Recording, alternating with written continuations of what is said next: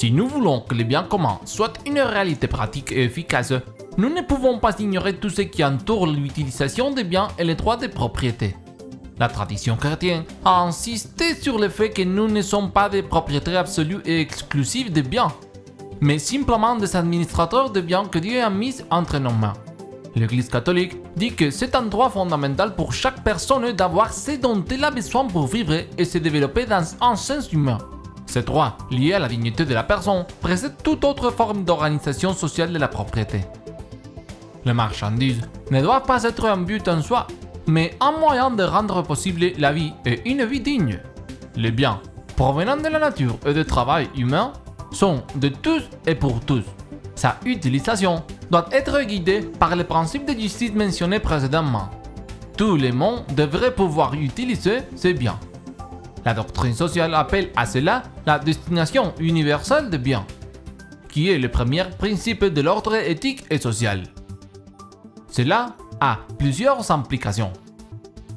Nous avons tous les droits de posséder et d'utiliser tous les biens nécessaires pour mener une vie digne. Nous avons le devoir de faire un effort commun pour créer les conditions nécessaires au développement intégral et à la vie dans la dignité.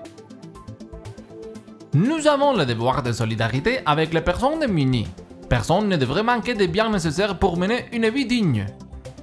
Nous avons également le devoir de guider la propriété et l'utilisation des biens selon la communion et la destination universelle des biens. L'Église catholique défend le droit personnel à la propriété en tant que droit naturel, mais affirme également qu'il existe une hypothèque sociale émergente de n'importe quelle forme de propriété, liée à la responsabilité personnelle, la responsabilité aux voisins et à la société, en particulier aux personnes appauvries. Le problème ne consiste pas dans la forme juridique de la propriété, privée, publique, communautaire, collective, etc., mais dans son orientation. La propriété ne doit jamais perdre sa perspective à travers la destination universelle des biens. Une forme de propriété ne peut être juste que si elle facilite l'accès à la marchandise nécessaire à une vie digne. Le droit de propriété est réellement lié aux moyens de production. La doctrine sociale défend que la seule légitimité à posséder les moyens de production est de les mettre au service d'une économie faite pour les personnes, au service des besoins de l'être humain dans la perspective de la destination universelle des biens. L'Église catholique considère que la propriété est principalement acquise à travers le travail. Le fruit du travail doit atteindre tout le monde de manière correcte, ce qui peut être appliqué également aux moyens de production. Chaque travailleur devrait pouvoir participer aux moyens de production qu'il utilise. De même, les moyens de production ne peuvent être possédés en opposition au travail lui-même. La destination universelle des biens et les droits de propriété impliquent une responsabilité de chaque personne, de la société et de la communauté politique.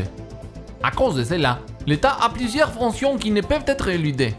Entre autres, il y a la promotion de l'exercice du droit de propriété dans les limites du bien commun, pour assurer la fonction sociale de la propriété et promouvoir la redistribution des biens par la politique économique, le travail, les services publics, la vie sociale, etc., afin de corriger les inégalités sociales. Mais notre système social est placé sur les antipodes de la destination universelle des biens. Le libéralisme sans frein engendre un impérialisme international de l'argent qui nous conduit à une dictature économique.